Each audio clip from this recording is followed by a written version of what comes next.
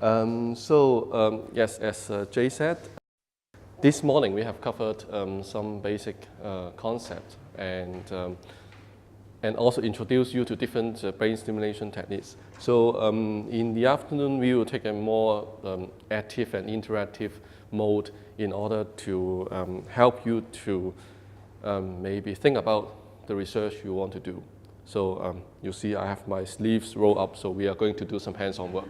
Okay, so before we start to talk about research, there are several things. So before you really deep into your thinking about how you could design an experiment, there are several key points that you want to, that you must be clear.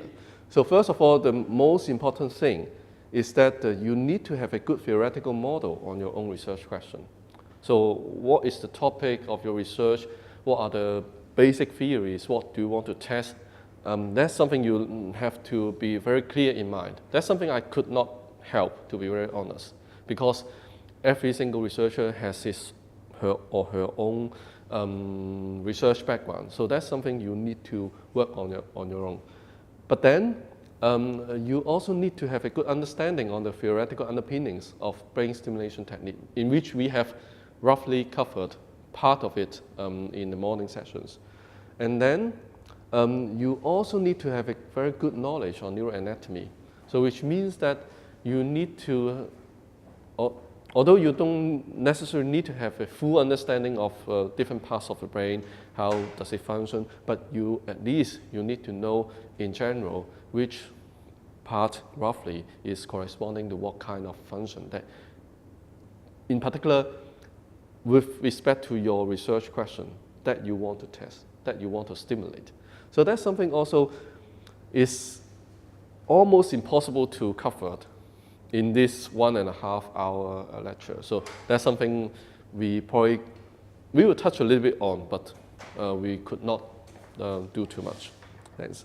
And then the last thing is about the knowledge on experimental psychology, or in other words, you need to know how to design your study, as well as you need to know something about the neurophysiology, which means that what kind of results you should expect. So basically, these two key points are something that we are going to touch upon in the afternoon session. We might touch a little bit on the neuroanatomy at some point, but to be very honest, probably we don't have time to do too much. Okay, so we now return to this graph that we talked about in the morning. So basically, in the morning sessions, for those who are not here, we've introduced several techniques. You could term it as non-invasive brain stimulation methods, so in short term, NIBS. These include 3 transcranial electric stimulation techniques. So these 3 all concerns about using some kind of electric current in different forms to stimulate your cerebral cortex. And so they include transcranial direct current stimulation, transcranial random noise stimulation, as well as transcranial alternating current stimulation. So those are different waveforms of the electric current that you are going to apply across the skull. And then we have 2 different forms of TMS, transcranial magnetic stimulation techniques. So either it's single or double pulse, or it's like a burst, or the repetitive TMS. So you could also divide these 2 forms of stimulation into online and offline stimulation. So for offline stimulation, it means that before you do your experimental task, you first stimulate. And it is expected that the effect of stimulation will last for at least maybe 20 minutes or half an hour, so that within this time window, you could apply your experimental paradigm to test if this stimulation will influence the kind of cognitive or perceptual processes that you are interested in. For online stimulation, it means that you are going to embed this kind of stimulation within your experimental paradigm. So you could then control very precisely at which time point you want to interrupt or you want to kind of like intervene your brain process. So that's online stimulation. So we also have talked a little bit about what we call transcranial focused ultrasound stimulation, which is a new, relatively new technique. But we don't have too much data because there's not even like a commercial product available for this kind of stimulation. So there's only maybe 1 or 2 papers that has been published so far. So this is a really like new technique. Maybe it will be popular in the coming 5 or 10 years. Just for you to have some kind of knowledge to keep in mind what kind of stimulation technique you could work on.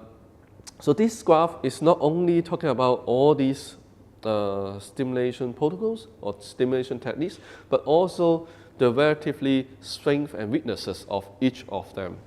So if you take a look at the y-axis, it talks about the temporal resolution, which means that the duration of effect you are going to have influence on your subjects. It ranges from very short period, like 1 millisecond, if you are doing some kind of single pulse TMS or double pulse TMS.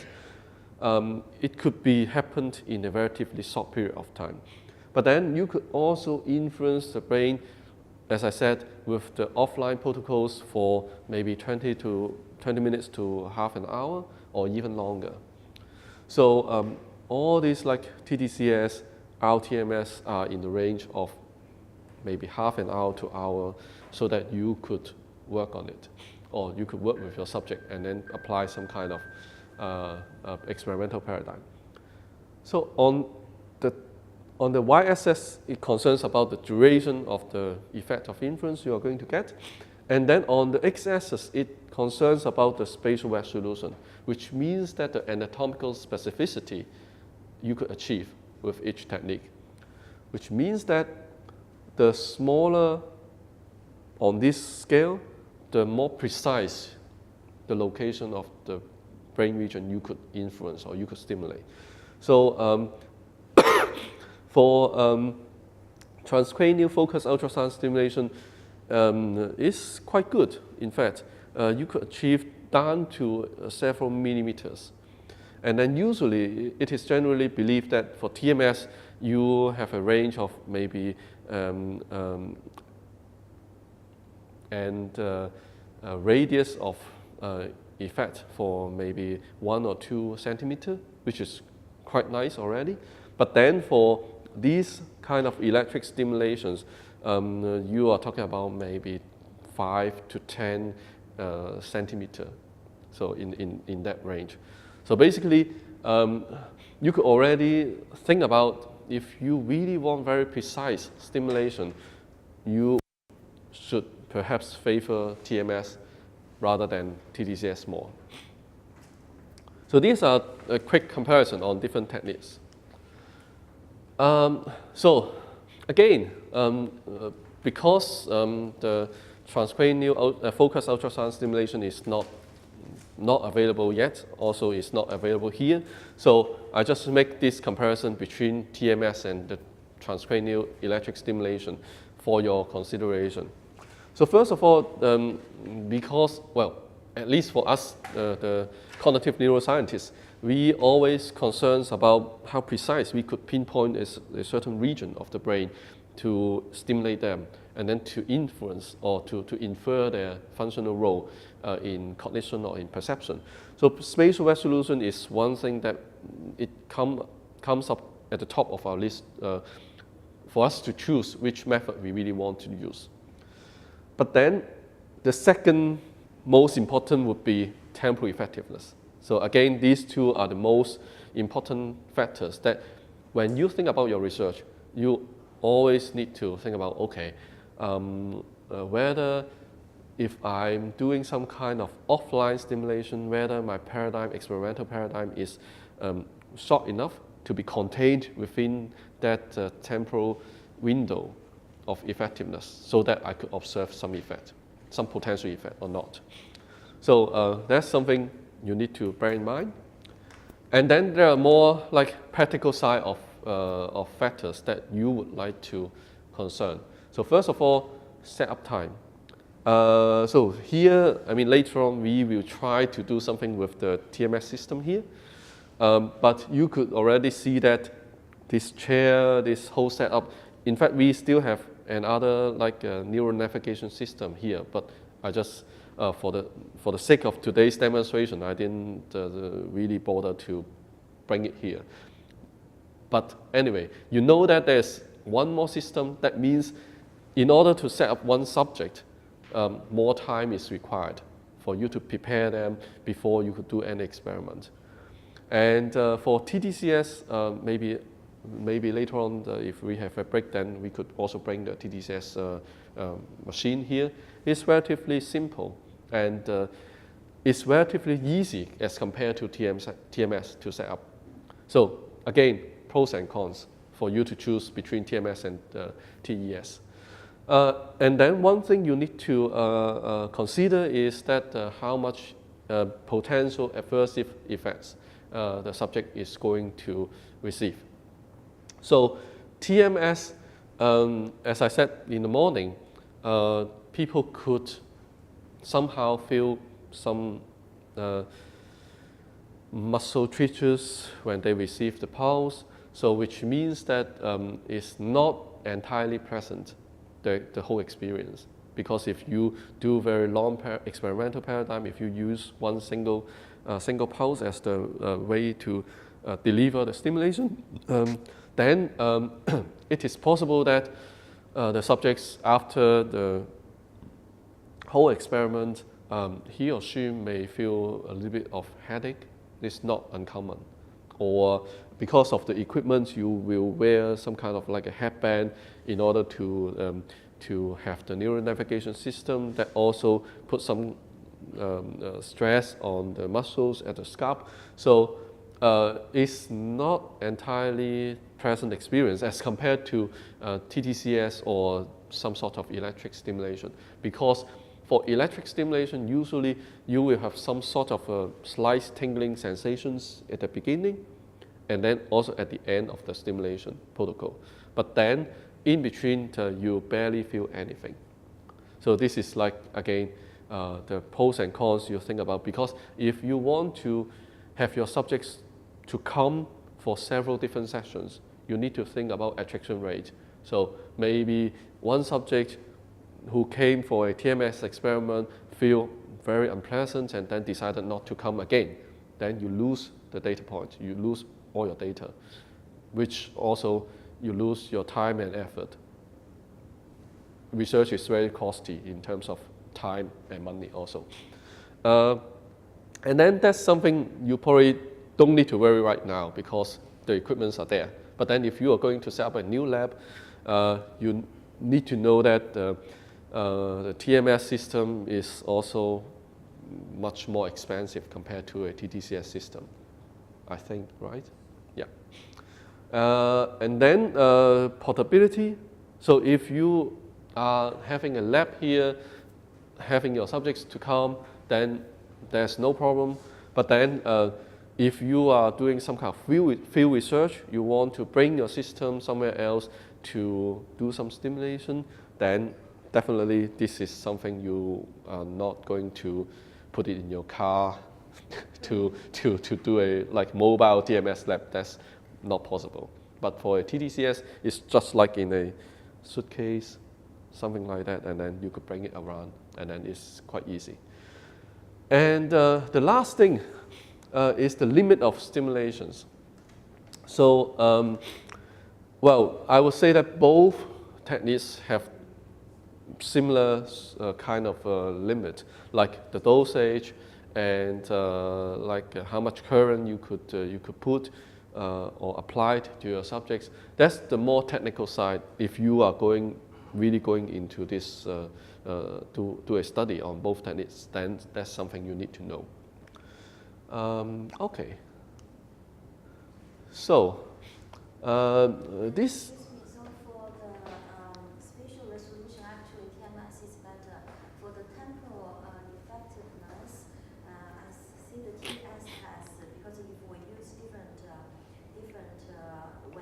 have different range. Yep. So TDCS, why TDCS has a longer temporal resolution?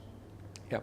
So for offline stimulations, because I mean, if you are talking about repetitive TMS and also TDCS, they are both offline. Usually they are both offline.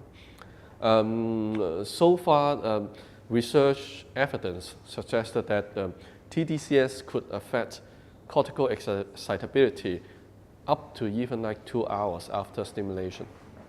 Well, there are some limits to this because if you want to talk about the most effective period of time, usually I would say that you try to keep it within half an hour post-stimulation. So you stimulate the subject, and then right after the end of the stimulation, you have about half an hour to work on.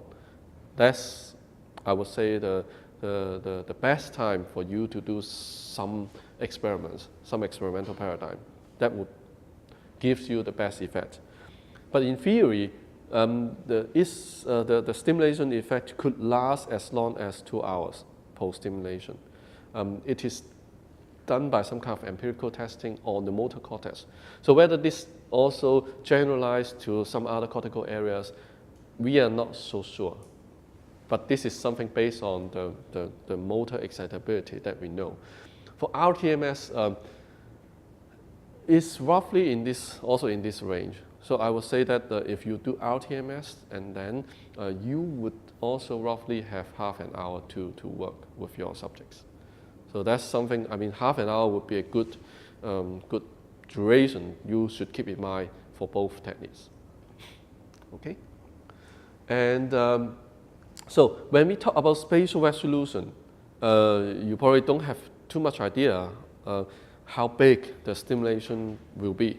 So this is one graph for you to have some idea. So for typical TDCS or TES stimulations, usually you have, you have a square or rectangular kind of electrodes. So one is the anode, one is the cathode. It's like this big. So the currents flows from here to here. And then it is supposed to stimulate this frontal part of the brain. So you could see that it's not very precise. It's quite a large area is being stimulated, or if you estimate the electric field that is being like stimulated by these two electrodes, then it's quite big. On the contrary, this is the kind of like electric field induced by a TMS pulse, which is rather constrained. But I mean, this is a typical electrode setup. So there are people, researchers working on whether you could also improve the spatial specificity of this electric stimulation by using a montage of electrodes. So basically, it works like this. So this is the anode here, and it is surrounded by 4 smaller cathodes. So basically, by doing this, you could focus the electric field to a more confined area, which seems to be comparable to TMS. But I think here, I mean, in Xi'an, this electrode set is not available yet.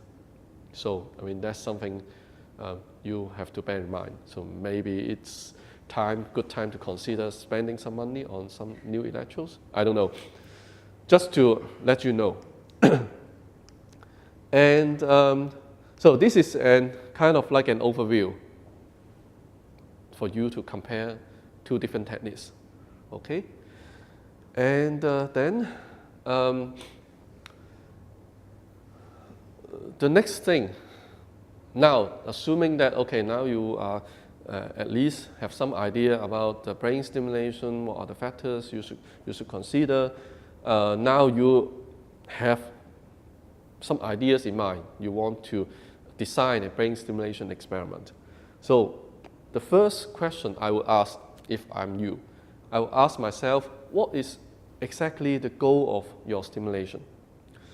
So So the first or the most simple goal would be to trigger some kind of action potential, which means that you simply want to make a group of neurons, brain cells, to fire, so that I want to observe the effect.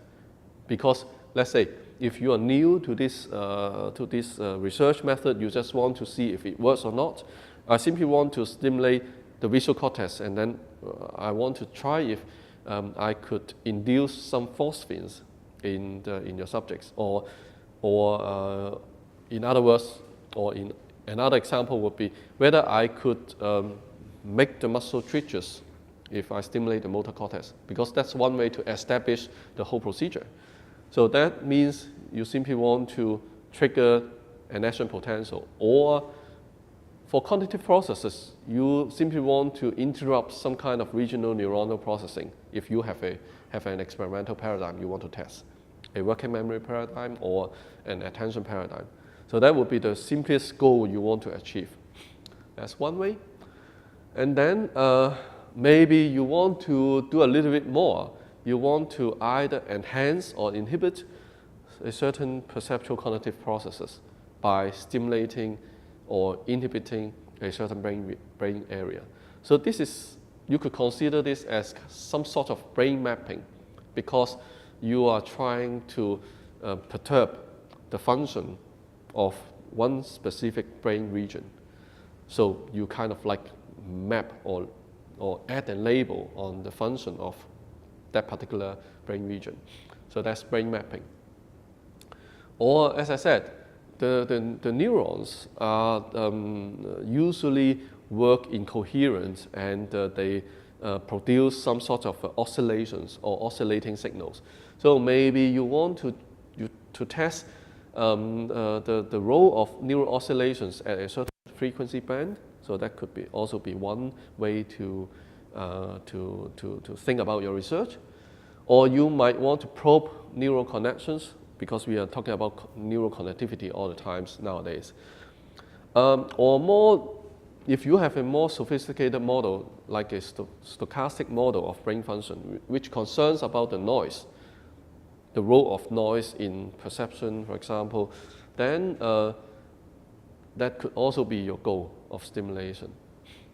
Or you could also double dissociate the role of two or more brain regions by alternating stimulate or inhibiting different brain regions in sequence or like separately, and see the functional change in behavior.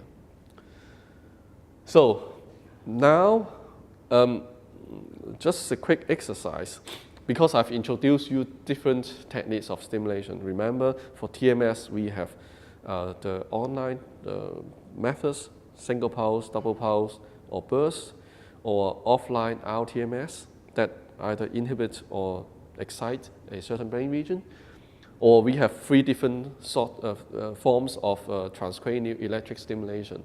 So could you already try to have like some kind of mapping between different methods to different goals? Could you try to make a guess? So if I simply want to trigger an action potential or interrupt regional neuronal processing, what kind of stimulation you would use, or stimulation protocol you would use? Yeah, this is a small quiz. So we have the 1 Hz TMS for inhibiting, Mm-hmm. and the 10 Hz TMS maybe for excitation process. So for inhibition or excitation on a certain processes, you could use RTMS. Yeah. How about this one? If you simply want to trigger an action potential, what would you choose? Would you do like online, offline?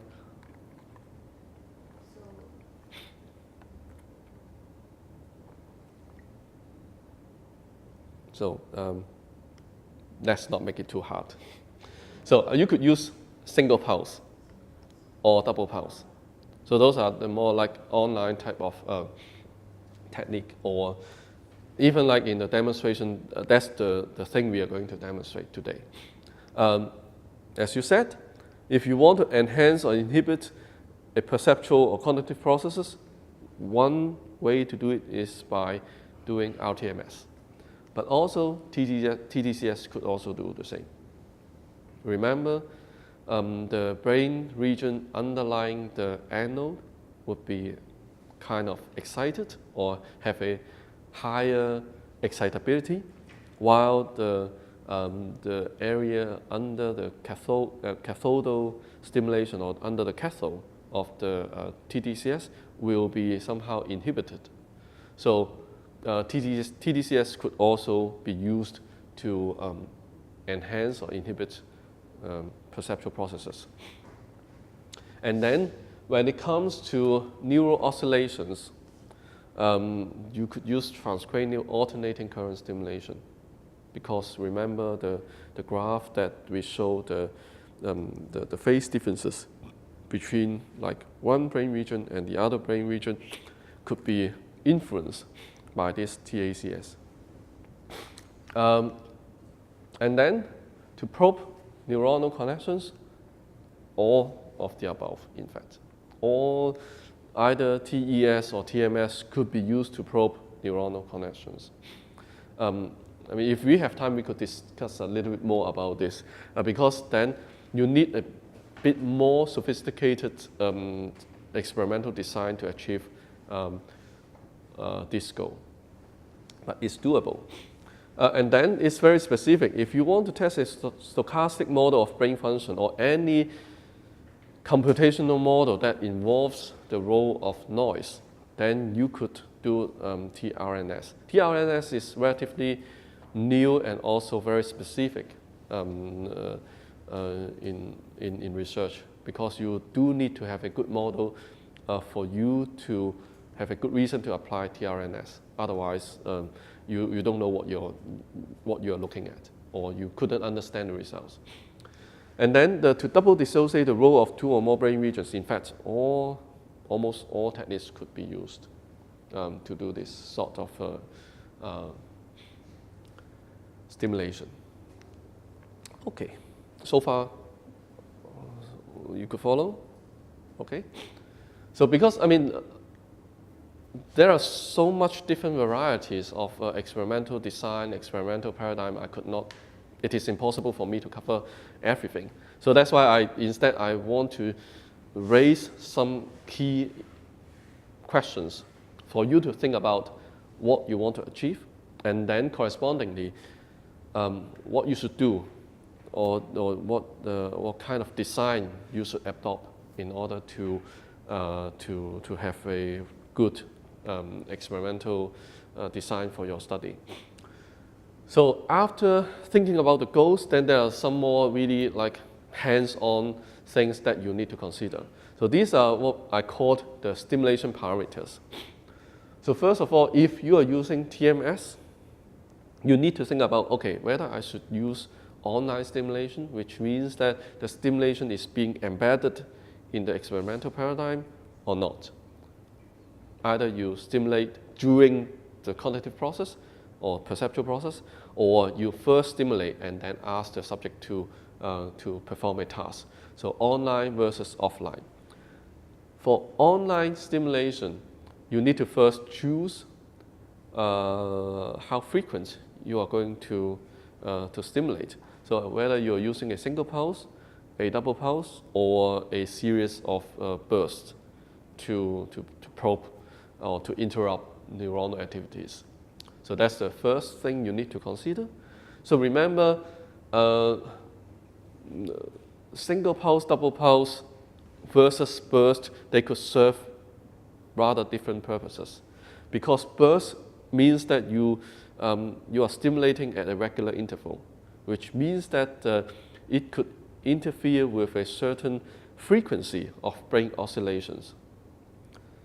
But single pulse, double pulse is more like a direct impact on neuronal firing. All right? And then after you decided which stimulation frequency you want, then you need to decide, very importantly, your stimulation timing. So if you have a stimuli, like let's say you are presenting some sort of very simple visual stimulus, some kind of different line orientations. What time you are going to deliver the TMS pulse, whether it is concurrent with the stimulus presentation or slightly before or slightly after, because the shifting of the time will influence different kind of cognitive processes. So if you just take visual perception as an example, so from the image that enters into your retina that impacts on the ganglion cells that convert into a brain signal or convert into some kind of a neural signal that pass through the optic nerve to the back of your brain, to the primary visual cortex. There are different stages of analysis. Like there are the visual short-term memory, and then the percept is being formed first by very basic visual stimuli, and then it gradually is perceived as an object or as some shape, and then as an object, or maybe even later on as a face, and then you identify the face. I mean, these are sequential processes. And then at each stage of this formation of the percept, you could stimulate, you could influence the brain. So timing is important. I mean, again, I could not give a very concrete example or concrete guideline on where you would like to or where you should put the pulse. So one way as a start is that always try to go into the literature to search for example, TMS studies that also works on a similar kind of cognitive processes or decision-making processes that you want to work on, and then make reference to this stimulation protocol as a start. And then stimulation frequency, which means that you also need to consider, okay, as the whole experimental paradigm, the subject will receive how many TMS pulses. Because if it is like, it might lead to some kind of unpleasant feeling, then you don't want to overdo it. Okay. So this is for online stimulation. For offline stimulation, so meaning the RTMS, you should first of all think about whether you want to inhibit the functioning of a certain brain region or you want to excite a certain brain region. And then the protocol is relatively simple, because the other thing you need to consider is that how long you should stimulate offline. So there are already very good references in the literature. For example, RTMS, usually people are doing it for like stimulate for 30 minutes to 45 minutes before they run the experiment. Or for theta burst, as I mentioned, which is a relatively new development in the offline TMS stimulation, it is quite quick. So you could stimulate for 6 minutes or to 10 minutes, and then you could have an equally robust effect that you would observe. So these are at least the more basic stimulation parameters you should think about, or you should have some idea about a TMS protocol. Okay? I want to ask a question. For the offline stimulation, is there more within subject design or between subject design? Both are possible. Both are possible, yeah. I guess, well, the key question is that if you want to do between subject design, which means that different individuals are allocated to either stimulus group or the placebo group or the control group, then you need more subjects to see the effect. Because usually if you use a within subject design, then you are a little bit better in terms of statistical power. Just pre and post and see the treatment effect. Yeah. So so all sorts of consideration when you think about whether, even not with brain stimulation, when you are working with an experiment, you also need to decide whether you want to use within subject design or between subject design. The same applies to brain stimulation studies. Okay? Those are the basic parameters you want for you want to know or you want to think about for TMS. For TES,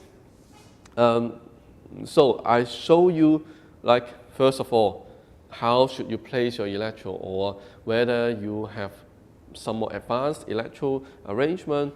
So that's one thing. And then where you should put the reference electrode is another thing, because remember that the two electrodes, one is positive, one is negative. So on one hand, you are enhancing the excitability of one brain region.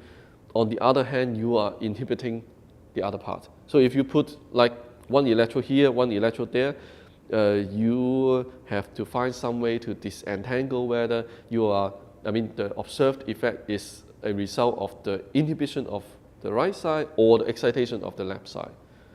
So you need to, so maybe you could reverse the direction of stimulation on the other group or on another day so that you see the effect. Or you could put the reference electrode somewhere else. So some designs or some experimental design will put the reference electrode at somewhere like the shoulder. That's also possible, because then the current flow is from here to here. So it's more spatially specific, not cross-stimulating the other side. So there are some solutions that you could do before your experiment. And then duration of stimulation is always one factor you need to think about for all of these three techniques. Okay, and then for TDCS specific, you need to know or you need to decide your current strength. So in the literature, there are not so many variations. So either people are doing 1 milliampere or 2 milliampere, I think. So it's just kind of like a matter of choice, or you could also do some kind of pilot testing to see which fits you better. And then for TACS, you need to know the frequency of your alternating current, which to define this frequency itself is another study. Because usually if you do TACS, you need to have some idea about the frequency of brain oscillations beforehand, which means that you either do a EEG study or MEG study to determine this information, because that's relevant to the task you are doing or the kind of cognitive processing you are doing, and it could be highly specific to the task. So which means that you probably need to ask the subject to perform the task, do some EEG measurements, do your analysis, find out the frequency band, and then do the stimulation at a second step. And then the other factor is how much phase lag you would put between the two brain regions. For TRNS, it's simply the level of noise you would induce in the system. And then across these two techniques, how come there's something here that could not go away? Anyway, okay. So the other big question is that where should you put your control site? Because you are stimulating one site. If you want to test the specificity of your results, then you need to either do it with the same site but using a sham stimulation, which means that it feels like a stimulation, but actually there's no electric current or magnetic pulse being delivered. So that's one way to control for this effect. Or if sham stimulation is not so good or is impossible, then you need to do a control site to show that, okay, if I put it in some other brain regions that is in theory not related to the task we are doing, then you should not observe any behavioral differences. So that's another way to control, to show control of your effect. So for the choice of the stimulation site, you should know that, well, first of all, for TMS, you could only work with cortical site, which means that really the outer layer of the brain, all these lateral surfaces. Even if you want to work or stimulate an area like this here, like the medial part of the brain, is very difficult. I mean, there are specific type of coil that is designed to stimulate the medial wall of the hemisphere. But first of all, it's not available here. And then the other thing is that still people are a bit critical, or people are still arguing whether it is such a nice idea or not. Maybe there will be some kind of second generation or third generation stimulation coil that could solve this problem, because I know that the people are trying to develop multifocal magnetic stimulation. Means that it's like you have multiple coils and then you could focus your magnetic field to a very specific point. So by doing that, you could reach the deeper brain regions. But then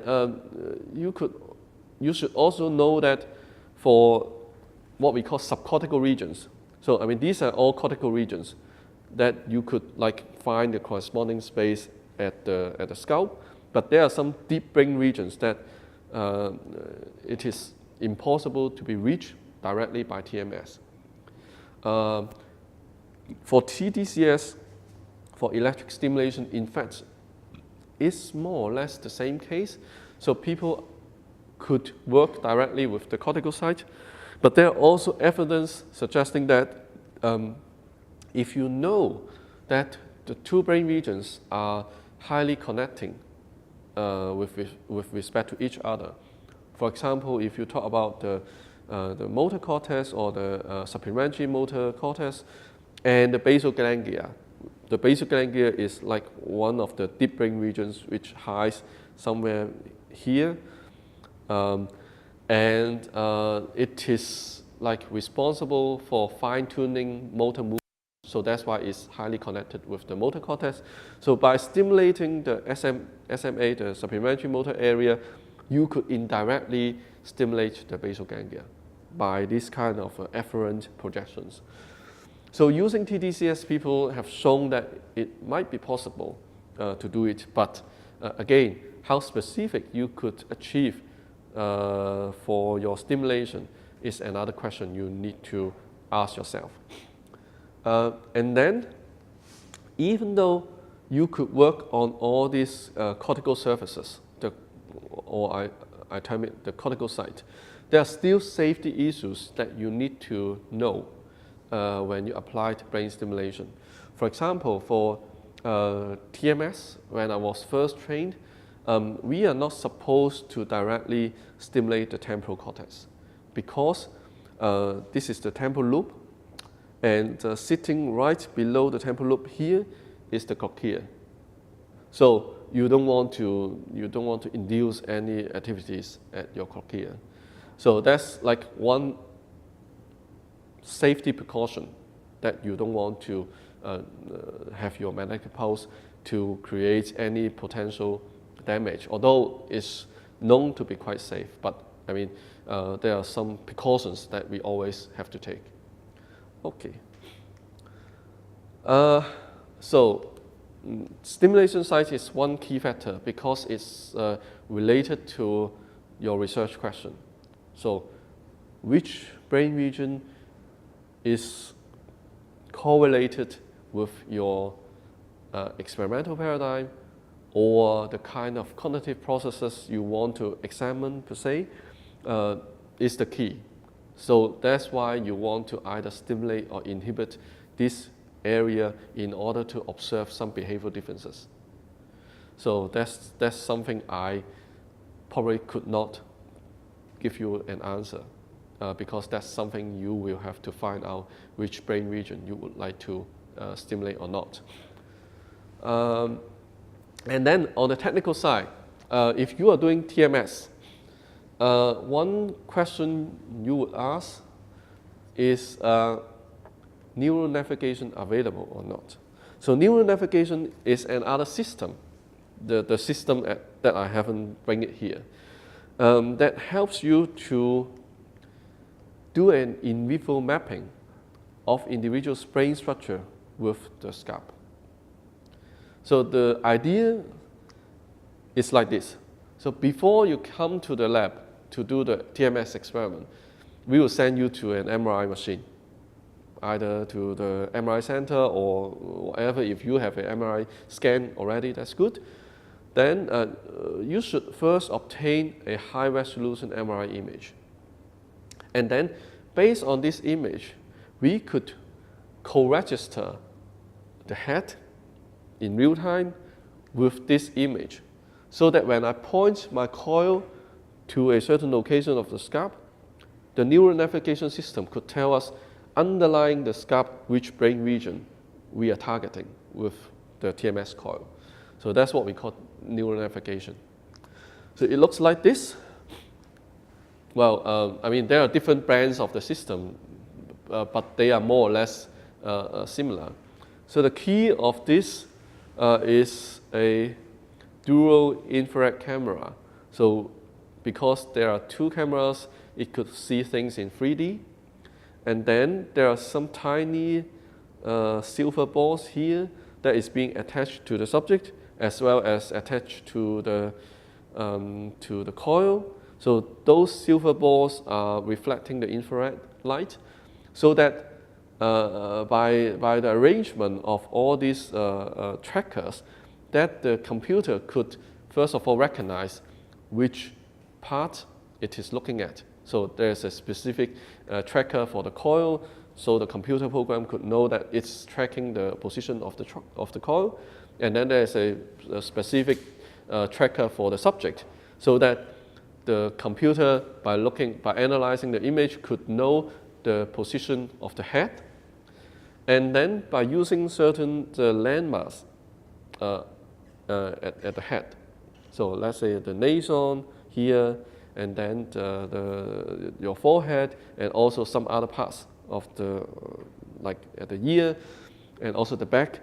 You could sort of ask the computer to calculate or co-register the head in real time with the MRI image, so that here in this monitor, you could see whether or which brain area the coil is targeting. So then you could have a very precise stimulation of the brain. So you could achieve very good spatial resolution of this stimulation. So again, whether to use this or not, depending on how much budget you have, because an MRI costs quite some money. But the good news is that the system is here, so you could do it as long as you have the funding to do it. If you don't have this neural navigation, is it still possible? Yes, it is still possible to do research, but then you have to rely on a more crude system that we call it the 1020 system, which is used or developed for EEG studies to roughly estimate the functional localization of the brain, different brain regions. So you could use this 1020 system that you need to measure the circumference, you need to measure like the maximum distance across the head, and then you could divide the head into several different regions, and then put the coil over a certain region. So it's like a Cartesian system that you divide the head into a grid-like structure, and then you put the coil at a certain spatial location. Okay? And then, so this is for TMS, about spatial specificity. For TES, you could also do similar things. Well, in fact, in theory, you could also use this neural navigation system if the subject has the high-resolution MRI, because you simply need to co-register the scalp with the MRI image, and then there's like a tracer which looks like a pointer which looks like a gun. So you could use that to guide the positioning of your electrode. So that's something, I mean, we could do. But then before that, one thing that, or one problem about transcranial electric stimulation is that if you remember here, if you only have this kind of square electrodes, the area of stimulation is rather large, or the effect of stimulation is rather diffuse. So for the balls, this is something you need to buy later. because this gives a more focus, and it's quite cheap. So that's something you could consider. But anyway, so you could also, before you decide on where to put the electrodes, you could also use an MRI image to create something called a head model. Based on the high resolution MRI image, you could define which parts of the image belongs to the bones, or the brain, or the skin, and by some kind of empirical data, we know that the electric conductivity of the bone, of the skin, of the brain tissues, how they look like. And then you could build a physical model to estimate how the electric current would travel through the two stimulation sites. So you could stimulate current flow with different electrode placement. So, and then simply by varying the stimulated electrode placement on the head, you could kind of estimate whether I'm really stimulating on site or not, whether I'm targeting the site that I want to stimulate or not. So you could build this head model, and then you could simulate, if I put one electrode here and the other electrode there, then which brain area will receive the maximal electric current or electric field. And by you slightly vary, you play around with the electrode placement. So for each individual subject, you could kind of like tailor-made the best electrode placement for him or her if everyone got a MRI scan. Okay, even for these high-density electrode placements, you could do the same. So that's one extra step you could do before you stimulate kind of like blindly, by putting the huge electrodes across a relatively large area of the scalp. So this is something, again, for your consideration, because once you decided to do it, there's more work, there's more time, there's more effort you need to put on to do your research. And then the kind of like the last thing before we try to do some discussion and also do some hands-on is that the issue of sham stimulation, which is always a problem. Well, because when we talk about sham stimulation, we are asking ourselves whether it is possible to design a study that is double-blind, placebo-controlled.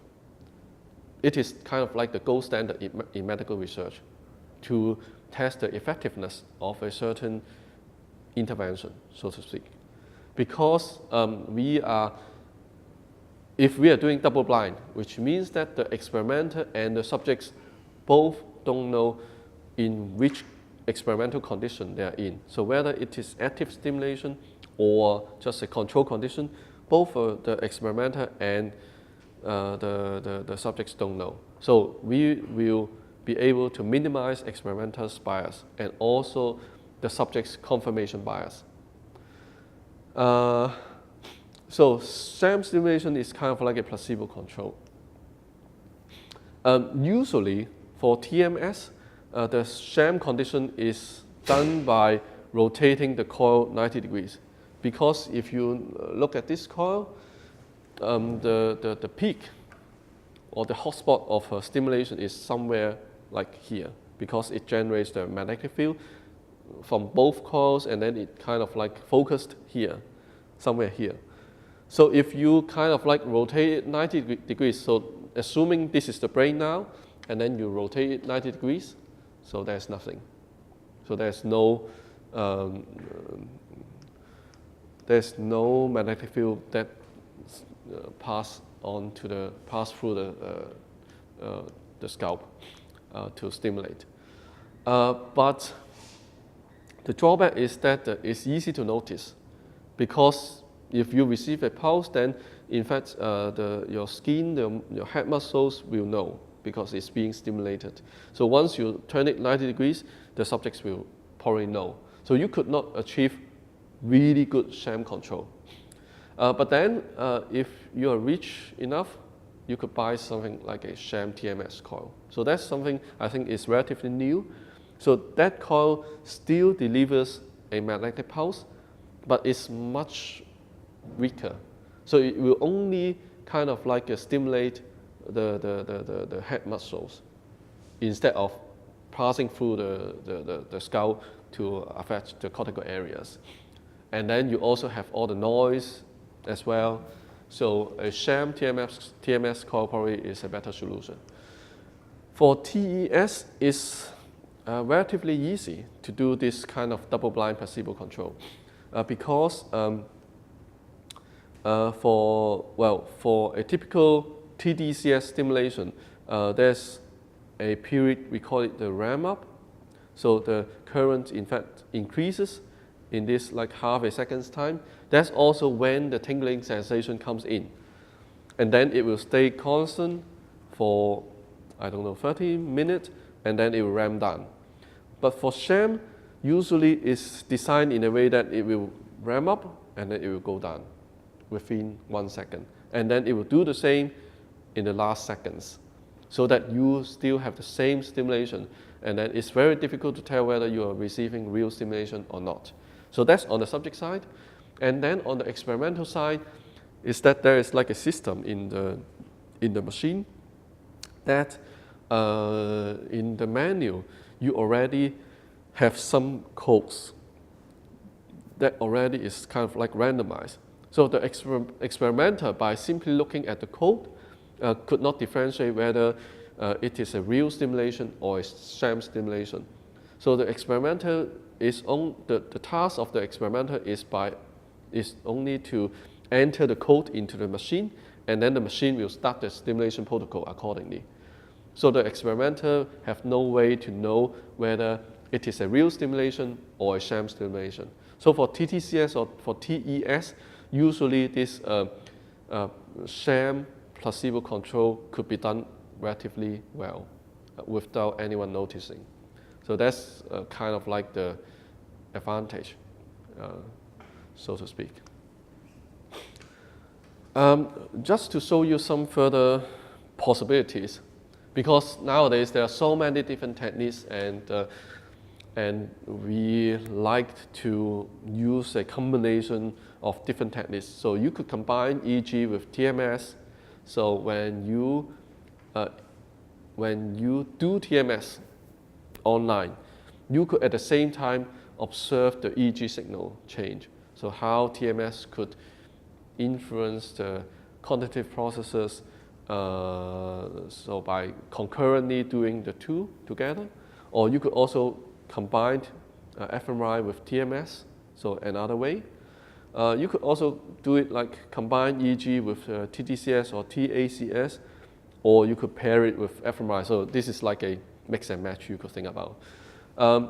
And then the last thing is not so much about neuroimaging, but I would also like to bring to your attention is that there are more and more computational models being published and being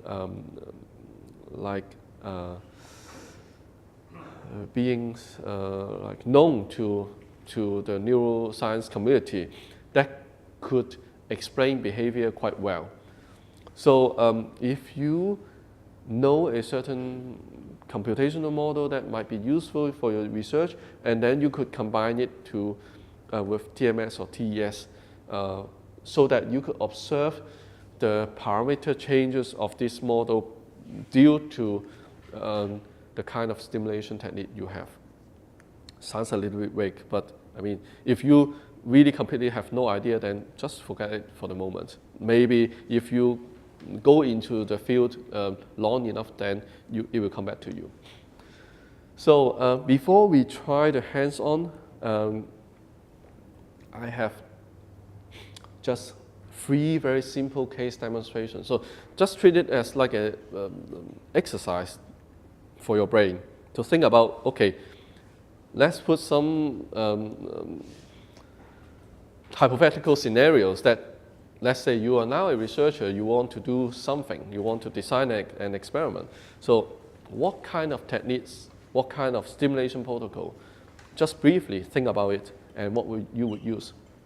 So let's say, okay, now it is known that attention function, so human attention, can be divided into subcomponents of alerting, orienting, and executive control. So these are, if you are not too familiar with this, you could think like alerting is that when I'm talking and then I suddenly, something that draws my attention.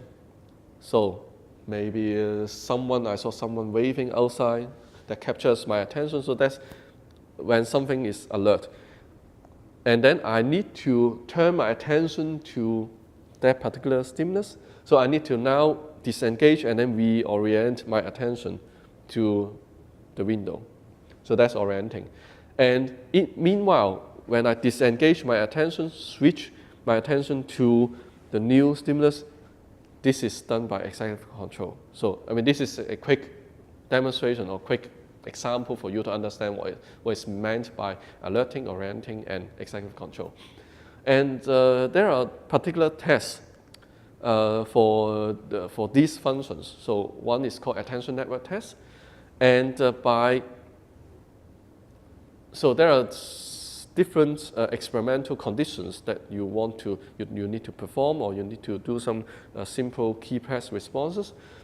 By looking at the response time of different conditions, and then you do some sort of like subtraction, you could find functional indices of these 3 subcomponents as an end result. So now a researcher hypothesized that alerting component is subserved by the right posterior parietal cortex, orienting component subserved by the frontal eye field, and then executive control subserved by the dorsolateral prefrontal cortex, so which is like here. So can you design a brain stimulation experiment to test the above hypothesis? Do you need some time to think about it? Or just voice it out casually.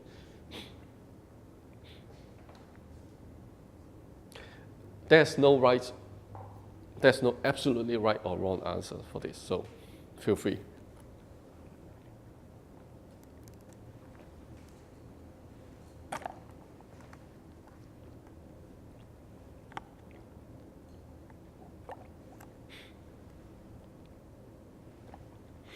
Or maybe this is a bit too complex.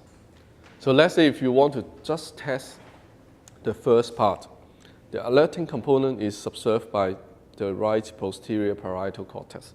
How could you test it by brain stimulation experiment?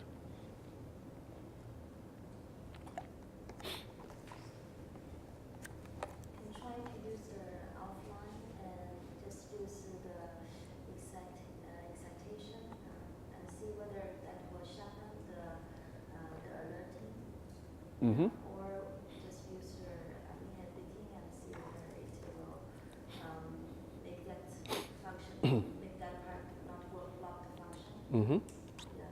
So what would you use for stimulation? TMS or RTMS. RTMS? Mm-hmm. Yep. So that's a good try. So it is possible, yeah.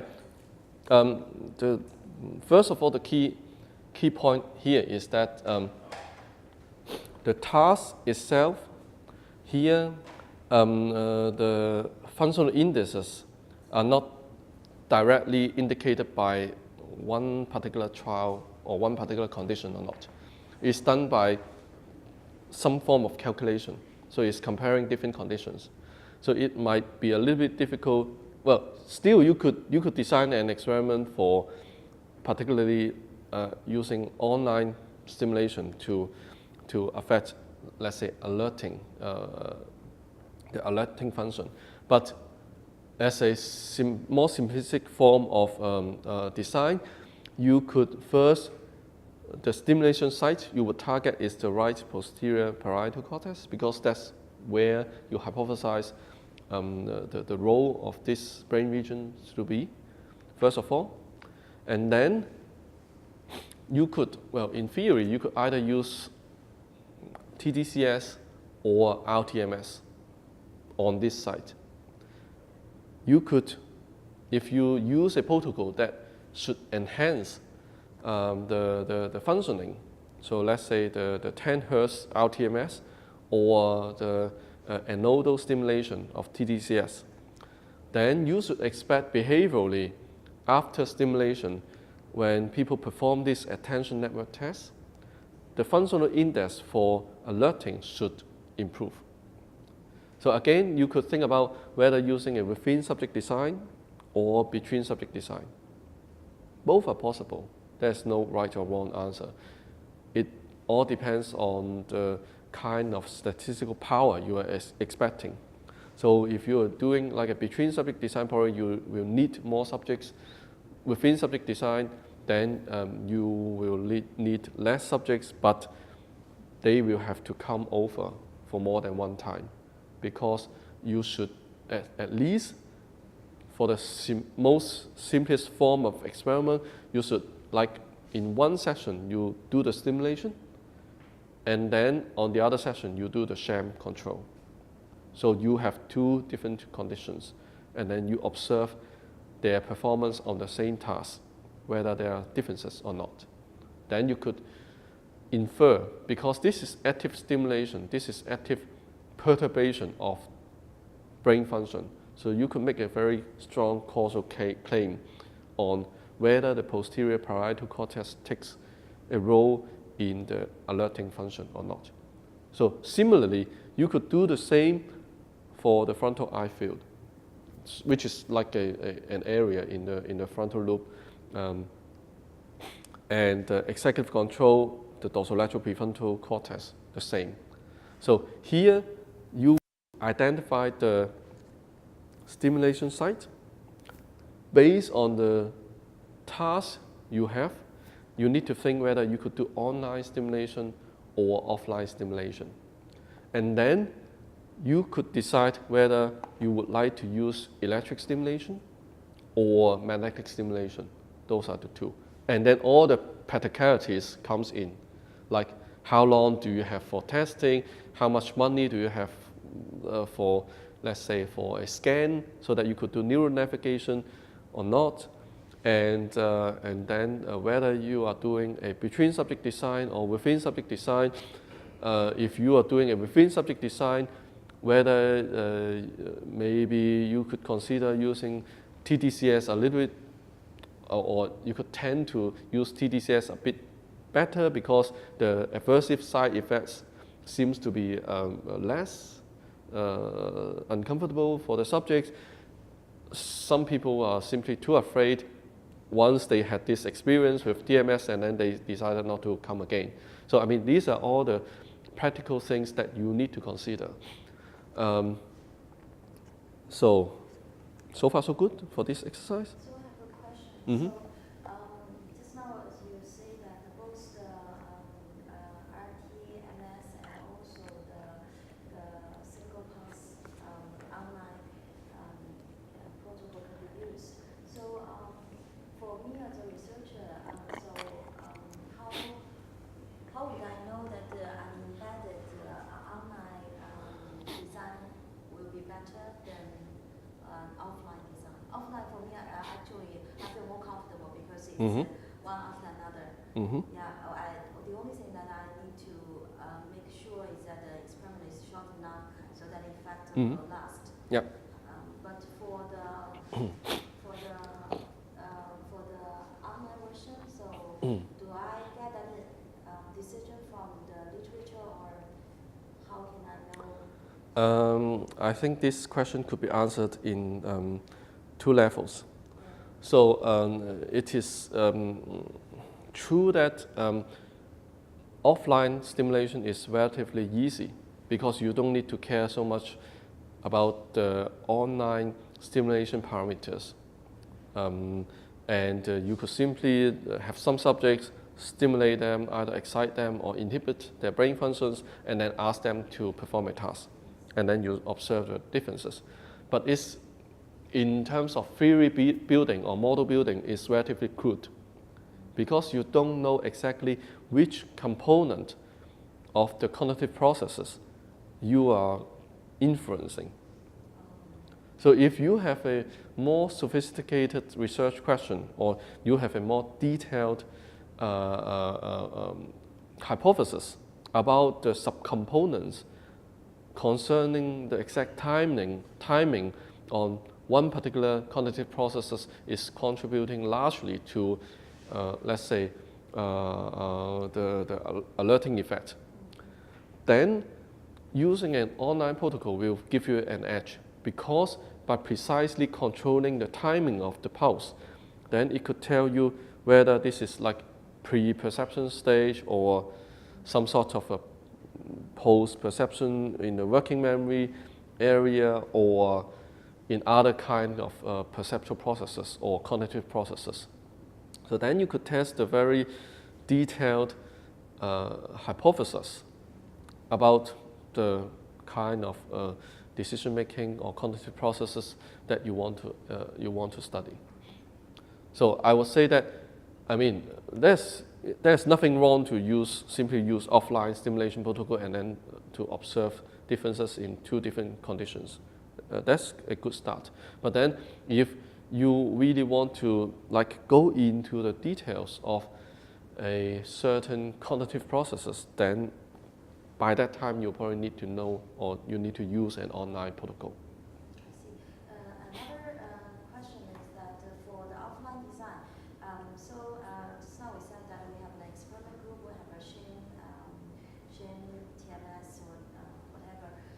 But for me, maybe would it not be better that I have an excitation group, inhibition group, and a Shin? Yeah, you could do that. Yeah, it's also quite common in the literature. People will do all three.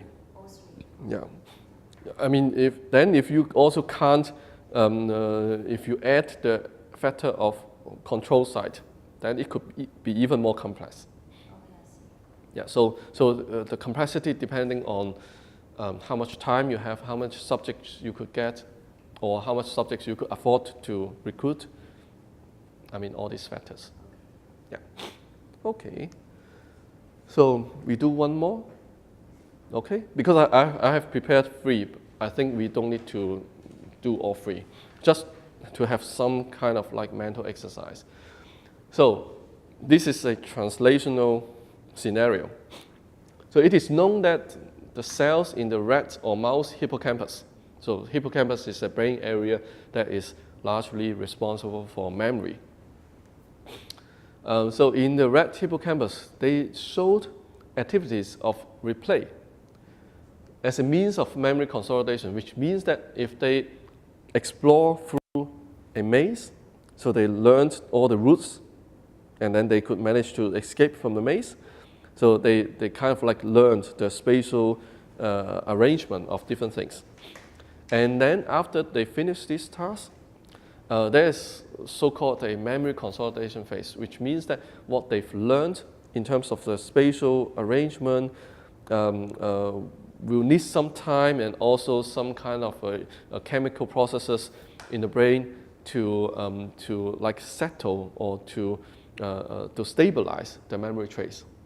So it's done by an activity called replay, which means that the cells are sort of re-experiencing the different turns and the different environments when the animal is exploring the maze. Is it different from visualization? We don't know. We don't know whether there are some visualization or not. But just from the pattern of the cell spikes or cell activities, is highly resembling the cell activities when the animal is exploring.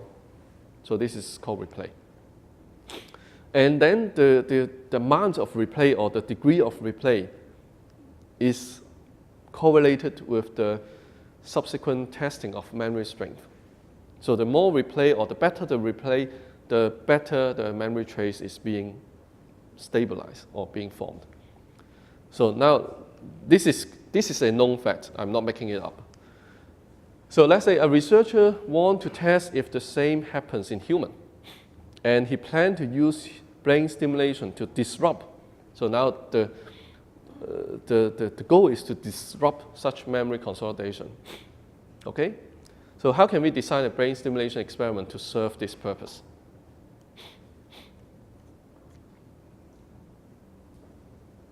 So you basically need to do something that the brain doesn't repeat that pattern.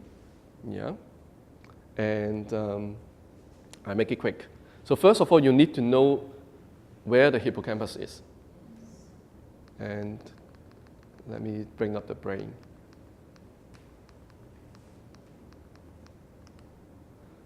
It's hiding somewhere in here, in the temporal lobe, inside the temporal lobe. So, do you think we could do it?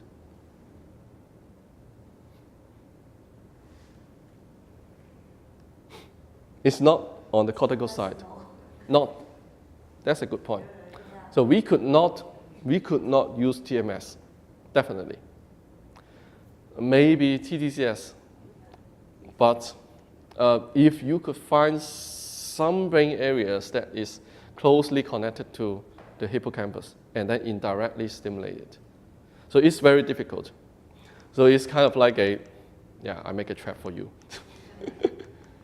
Okay, so so you know that, I mean, these are really like the scenarios that you probably, when you now have the research question, you want to design an experiment, that's the kind of questions you need to ask yourself. So which brain area, whether it is accessible by the stimulation technique, and then what kind of stimulation protocol I want to do, offline, online, or using electric stimulation, how precise I want my stimulation protocol to be in terms of the spatial specificity. I mean, all these are the considerations. So just bear in, yeah. Combine this with the previous one, first demonstration, yeah, on attention. Yeah. Can you give us an example of visual stimulation? Yeah. Visual, Yeah, it's visual. Imagine you would do something on auditive and whatever. The question is roughly this, I'm not a specialist. Would the framework be the same depending on if it's visual, auditive, whatever? Because the brain regions are very different. Yeah. So you could end up in a situation of second demonstration, you can't reach it. Yeah. The framework will be the same. The framework will be the same. So Everything on attention functions, that framework would be useful.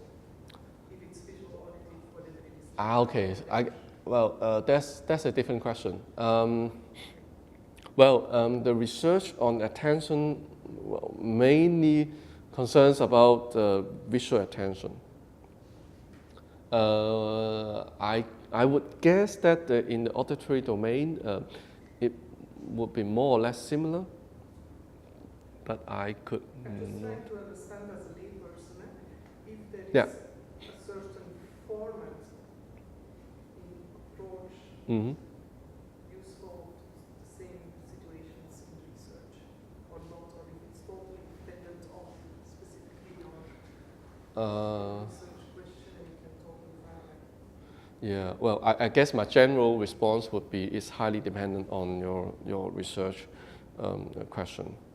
Yeah, so I don't want to like dwell with the visual or auditory attention. There are some commonalities, but there are also some specificity between the two, I think.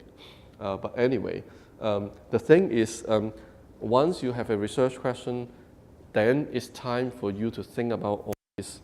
Whether I could use an experimental paradigm to probe a certain function that is answering this research question or not. And then you think about the brain, which brain areas you are interested in, in the literature whether there are some brain areas that has been shown to be correlated with the kind of functioning you are working on, whether it is reachable, accessible using TMS or TDCS or not.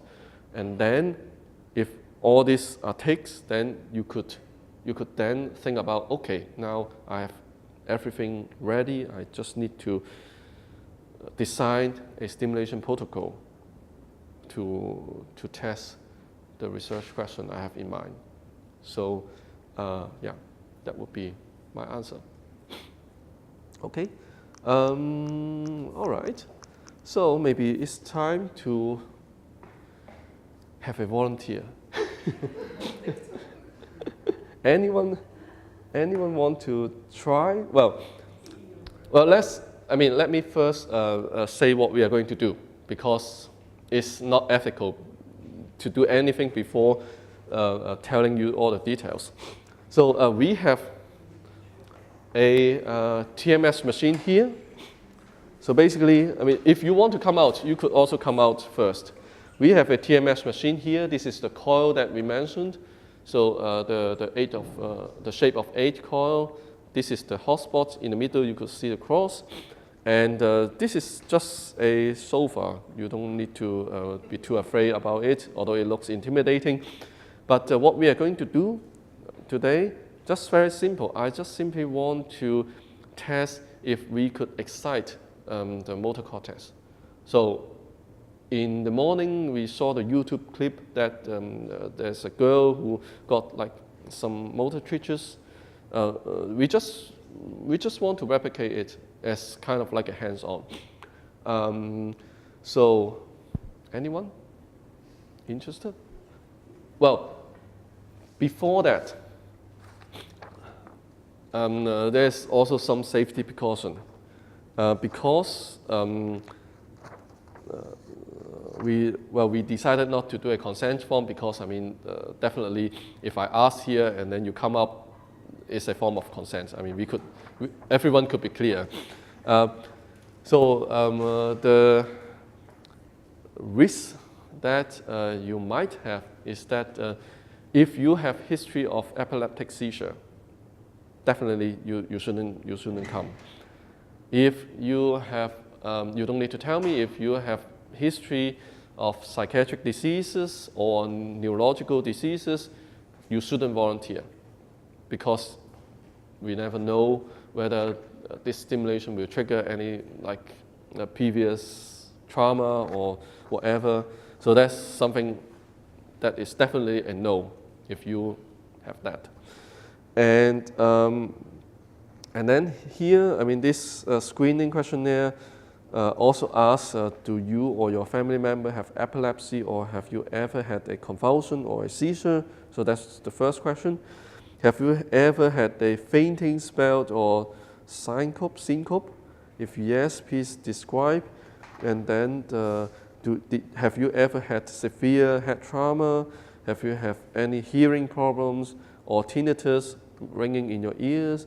Are you pregnant? Or is there any chance that you might be pregnant? Do you have any metal in the brain or in the scalp? Do you have cochlear implants? Do you have an implant neurostimulator? Also, if someone have a, what is that called? Pacemaker, then you should not do. And then medication infusion device or taking any medications you need to list. Have you ever done any surgical procedures to your spinal cord? Do you have spinal or ventricular deviations? Did you ever undergo any TMS or TDCS in the past? Did you ever undergo MRI in the past? So, these are the questions that are listed here. So every single subject should have that, so that at least we kind of screen out those potentially should not participate in a TMS experiment. Okay.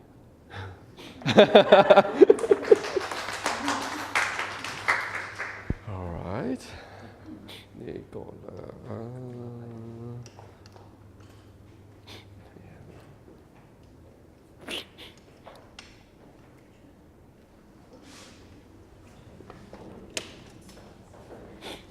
Okay.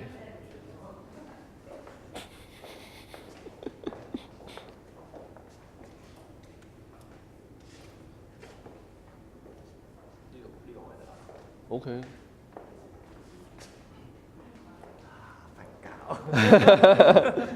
OK，你使唔使入㗎呢個？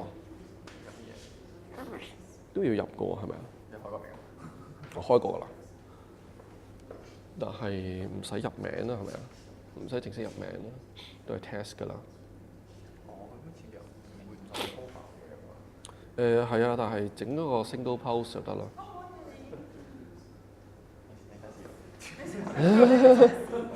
OK 㗎。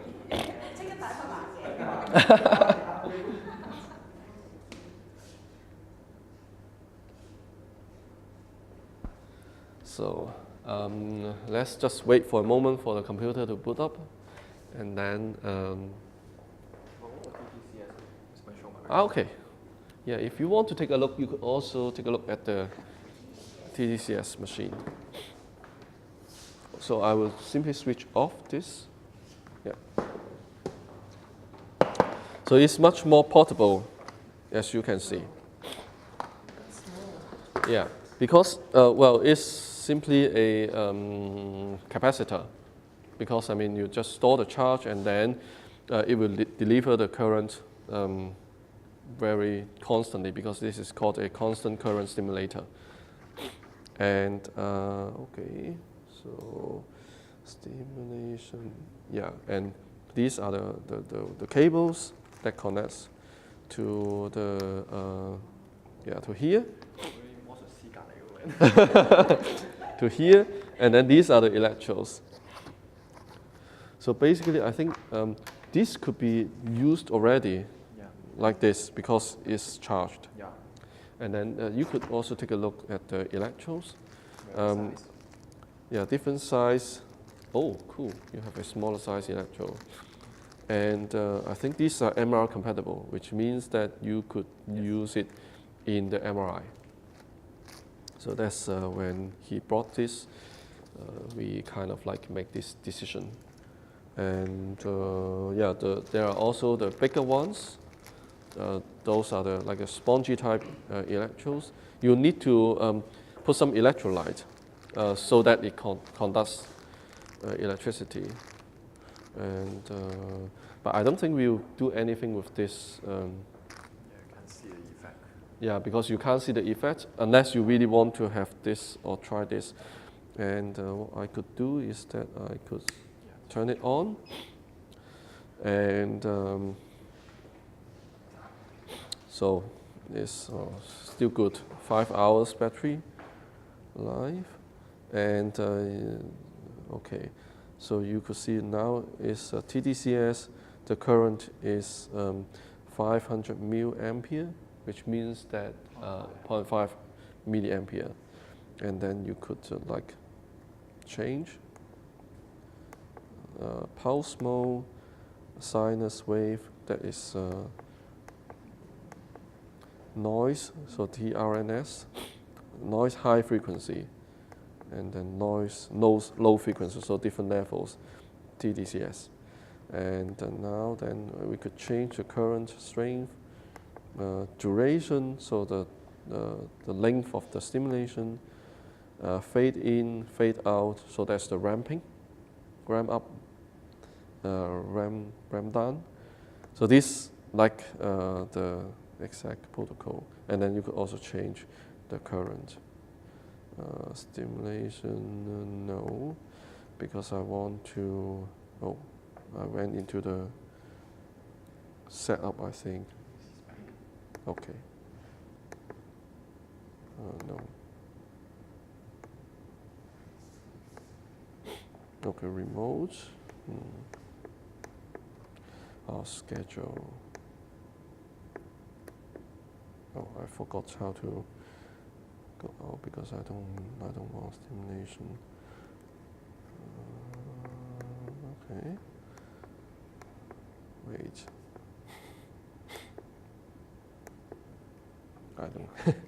I don't remember, yeah. Okay. And then do you remember where to put the code if I want to do the randomization? Never tried that one. Okay. We do the ramp up and then we stop. Yeah. Yeah, but I mean, we just need to check the menu if we want to do it, but it is possible with this. So it's very simple. You could bring it everywhere, almost like to use it. And so that's for TDCS or TES in general. And then for TMS, so let's try now. Okay. So what we're going to do now is to try to find or try to trigger the motor cortex. And so now what I'm going to do is that I will first set the patient record, and then now I'm going to put the coil over the head. So roughly it should be around this position. So we'll see if it works or not. And then now I'm going to enable it. And okay, so wait. And so now 1, 2, and 3. Do you feel anything? Something on the scale. Okay, so now let's try a little bit further here. So again, 1, 2, and 3. Is there anything? Yeah. Okay, so maybe a bit here. So now ready, 1, 2, and 3. Okay, so that's the demonstration.